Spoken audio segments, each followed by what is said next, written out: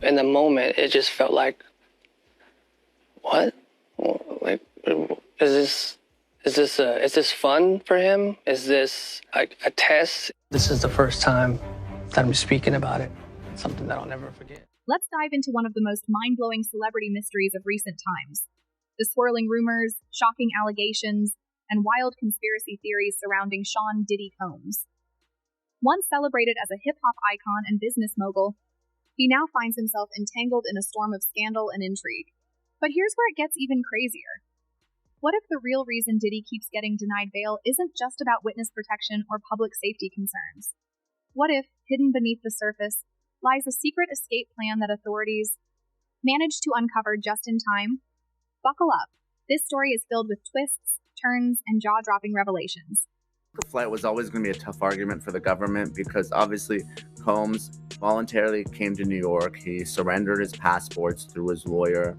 He could have fled after the March raids of his Miami and Los Angeles homes, but he didn't. He has access to 2 private jets. I think it was a tougher argument. I know the government made the argument, but clearly the best argument was the dangerousness and the witness tampering. They had much more evidence. Picture this. Sean Combs, a man who once dominated red carpets in designer suits, threw legendary all-white parties, and lived a life of luxury, is now confined to a federal detention center. For months, he has been fighting for bail, even offering a jaw-dropping 50 million wipes as part of his release package. Let that sink in. 50 million. For someone of his stature, that is a staggering sum, a bold statement practically declaring he is not going anywhere. And yet the courts have shut him down at every turn, slamming the door in his face time and time again. The question is, why? Legitimate concern. No judge wants to wake up and read the headlines the next day. Oh, they treated this guy special and they gave him bond, and now he's gone and he fled from justice. So that's what's in the back of most judges' minds. On the other hand, we deal with cases where clients have significant funds sometimes, and sometimes where there's money, you can craft a unique solution. Years ago it was the ankle bracelet and the ankle monitor. According to multiple sources, and let's be real, the rumor mill, there's way more to this story than meets the eye. Diddy's legal team has argued over and over that he's not a flight risk, offering everything from house arrest in a luxurious Manhattan penthouse to round-the-clock private security monitoring. But the courts aren't buying it. Officially, his bail denials are based on concerns over his alleged influence, the risk of witness tampering, and even his supposed inability to follow rules, even behind bars. Unofficially? Oh, the whispers are deafening. There's talk of a tight and top-secret escape plan, one allegedly involving some of Diddy's closest confidants, and shockingly, even his own family. Yes, you heard that right. That with all the money he has and all the resources he has, they couldn't craft some solution that lets him be under some form of house arrest. And again, it sounds like special treatment, but the truth of the matter is, to incarcerate somebody like him is expensive to all of us. We're taxpayers, and he's got to have unique situations. You can't put him in general population where, everyone wants a piece of him and everyone wants to be his friend and everyone. So let's rewind a bit. After his arrest, Diddy's behavior in custody reportedly set off multiple red flags. One glaring example: authorities claim he was caught using other inmates' phone codes to make calls that, according to officials, weren't just harmless conversations. Instead, they were allegedly attempts to reach out to witnesses and potentially orchestrate something much bigger. Then there's the now infamous Contact Me ASAP messaging service, something Diddy was accused of using even after promising the court he wouldn't. On the surface, these might seem like minor infractions, but together, they painted a troubling picture not just of defiance, but possibly of something far more calculated. Well, Sierra, anything's possible, right? But now this judge has an even harder time, I think, because the past judge locked him up, didn't let him out, and he's still there available for trial. If the new judge lets him out on bond and something goes wrong, and this isn't the analysis that I'm proud to make, right? We shouldn't be saying, well, judges are worried about their own skin and how they look if something bad happens. Now, here's where things get even spicier. According to sources close to the investigation, the FBI allegedly intercepted communications, suggesting that Diddy's team, including Chase family members and longtime associates, was secretly working on a plan to, break him out of custody. The alleged scheme? Multiple locations, a network of safe houses, and even international connections. And let's not forget, this is Sean Combs we're talking about. A man with a Rolodex that could rival some governments. If anyone had the resources, influence, and connections were to pull off a high-stakes escape, it's him. Try everything. They're going to try to transfer him. They're going to try to get him out.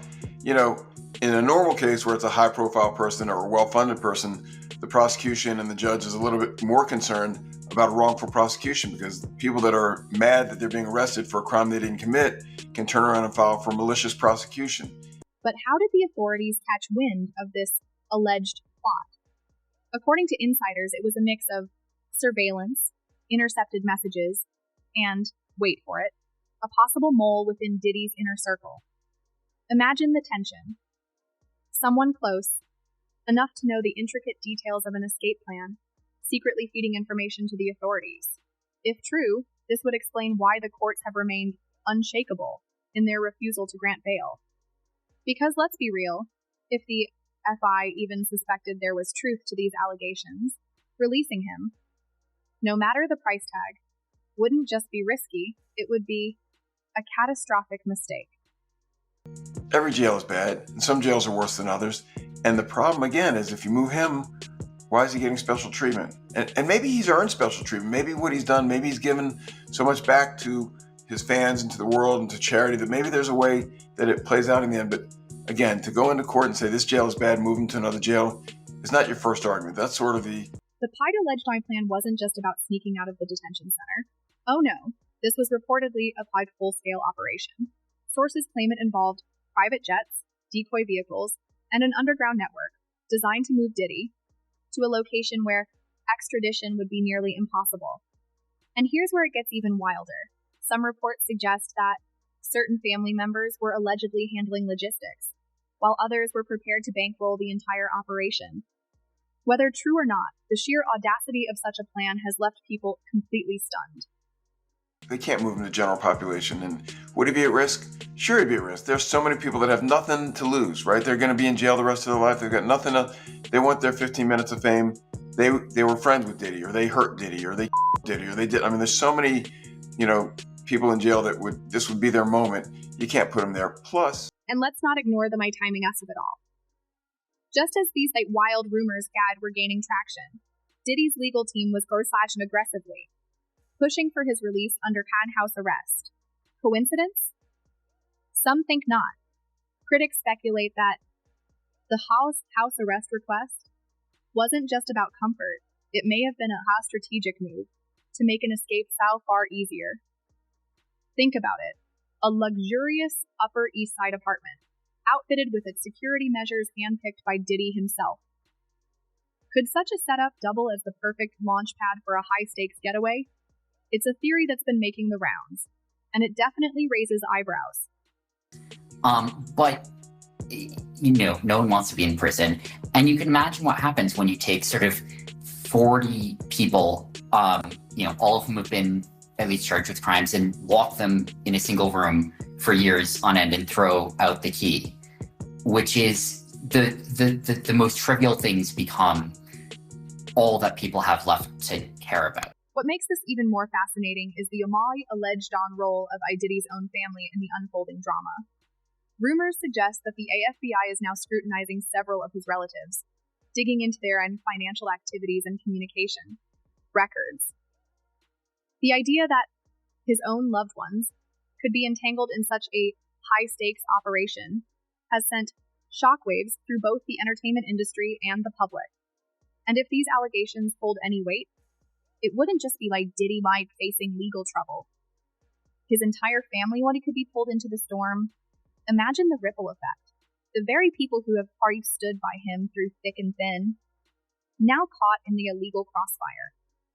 Their lives forever changed. What's Diddy like?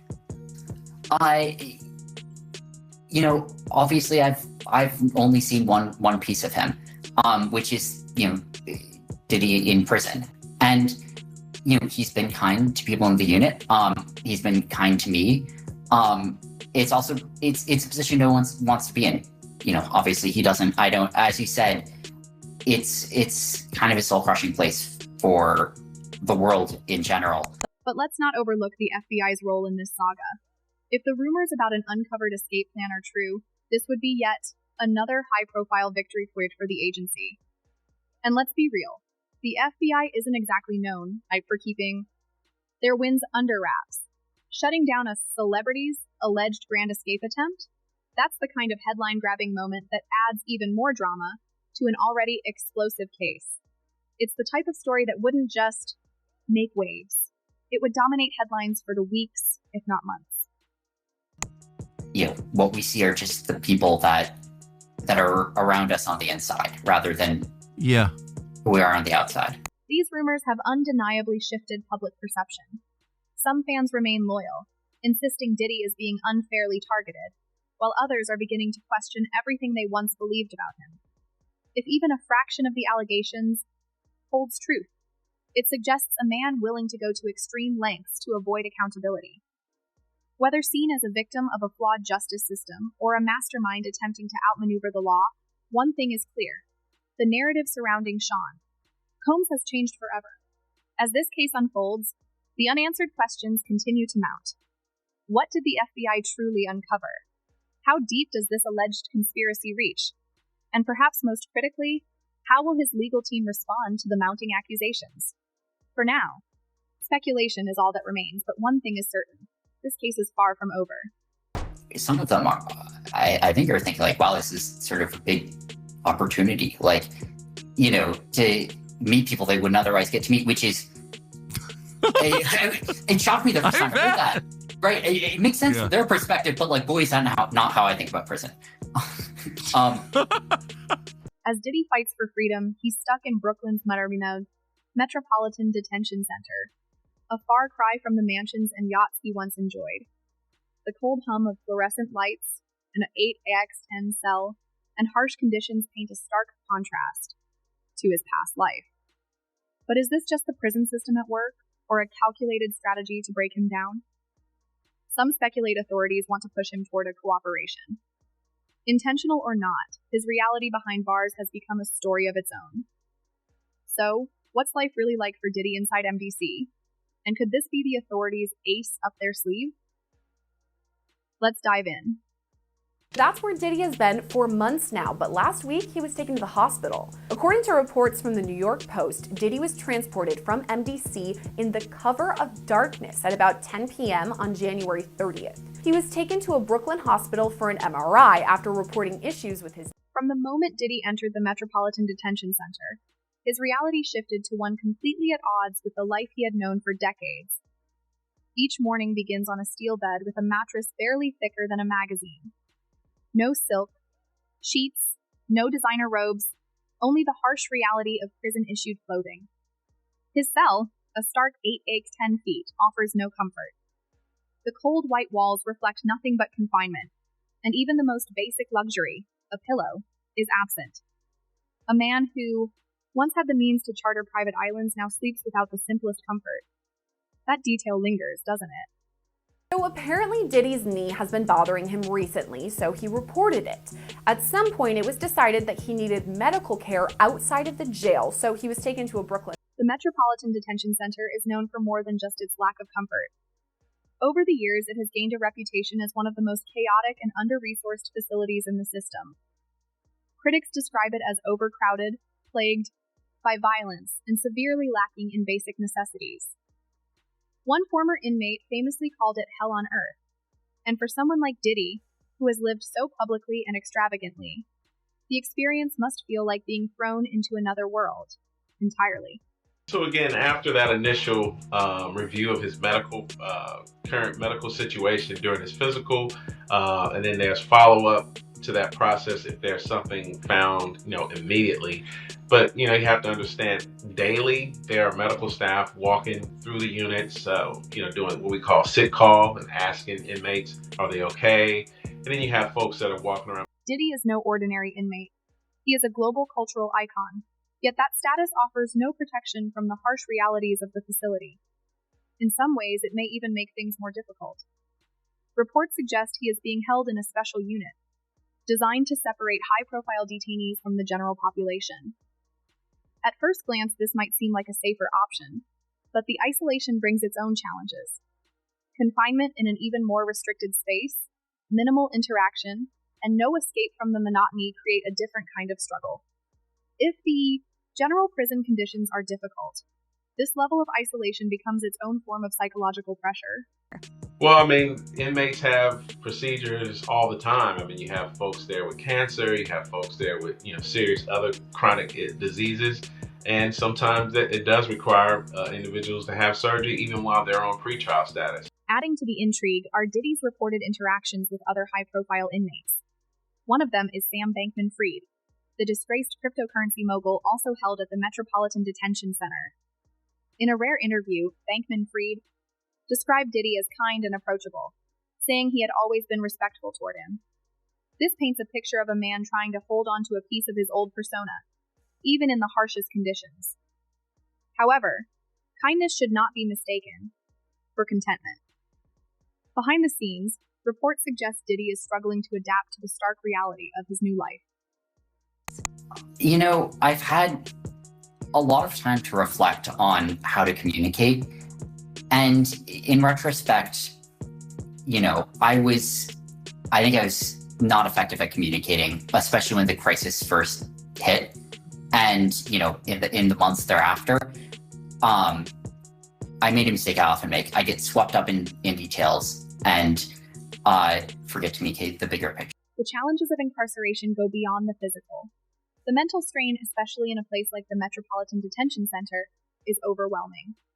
Some believe the authorities may be relying on this, knowing that a man like Diddy, who has spent decades in control, would struggle with the loss of autonomy and the crushing monotony of prison life. Could this be part of a larger strategy? With each passing day, the pressure builds. Time can be a powerful tool, and in cases like this, it is often used with careful intent. Understand that he has a shrink coming by his cell to see him several times a day. And now there's talk about putting him in, it's like a bubble. It's like a cell that has like a plexiglass wall in it where they have inmates watching you. That's actually their job, to keep an eye on the inmates that are on watch. The Metropolitan Detention Center has long been criticized for its harsh conditions. Unsanitary cells, frequent lockdowns, and barely edible food.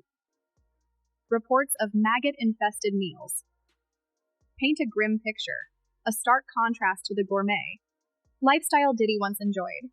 Even in a secure section, the violence, tension, and fear within the prison walls remain inescapable. But perhaps the biggest challenge is his limited access to his legal team. Preparing for a high-stakes trial demands time and resources, yet strict conditions make it nearly impossible for him to strategize effectively, while he has an iris laptop with case materials. Restrictions on its use raise concerns. Is this setup merely tough justice or a calculated effort to keep him at a disadvantage? Some people do think that Diddy can help him, but this guy's going to be locked up forever. His case will probably take at least 3 years to litigate. He'll stay at MDC. There's rumors that he wants to go to Essex County Jail in New Jersey because he doesn't like MDC. He's a Marshals inmate. There's no way they're going to transfer him back and forth, several times a week. The authorities argue that these restrictions are necessary to prevent witness tampering and other potential misconduct. However, critics point out that they also make it extremely difficult for Diddy to prepare his defense. There is a fine line between ensuring justice and tipping the scales, and in this case, it raises questions about whether the balance has been skewed. Beyond that, the uncertainty surrounding Diddy's future looms large. With the trial still months away, the path ahead remains unclear. Will the mounting pressure of confinement push him toward making a deal, or will he choose to fight and clear his name no matter the cost? The stakes could not be higher, not just for him, but for everyone involved in this unprecedented case. It's a question of that, but when you read through the indictment, it's pretty clear who could be indicted as a co-conspirator. Right now, there are people in the indictment who would be considered unnamed co-conspirators, but clearly have played a role in this conspiracy. And I think prosecutors have some big leverage on them because they're hoping that they testify against Diddy as prosecution witnesses. As days turn into weeks and weeks into months, one thing remains clear. The world is watching. Whether Diddy is seen as a victim of circumstance or a man finally facing accountability, his story is far from over. The detention center may be his reality now, but the battle for his future has only begun. With the trial date approaching, the questions continue to mount. Will he emerge from this ordeal a changed man, or could this mark the end of an era? Only time will tell, but this story is impossible to ignore. As the saga of Sean Diddy Combs unfolds, speculation runs wild. Could the authorities' refusal to grant bail be linked to an elaborate escape plan, or is there something deeper at play? And what about his family? Are they unwitting bystanders or active participants in this unfolding drama? The line between fact and fiction continues to blur, leaving many to wonder just how far he will go to reclaim his freedom. What do you think? Is Diddy a mastermind trying to outmaneuver the law, or is he caught in the flaws of the justice system? Share your thoughts and theories in the comments. The conversation is only beginning, and there is much more to uncover. Stay tuned for the latest updates on this captivating celebrity mystery.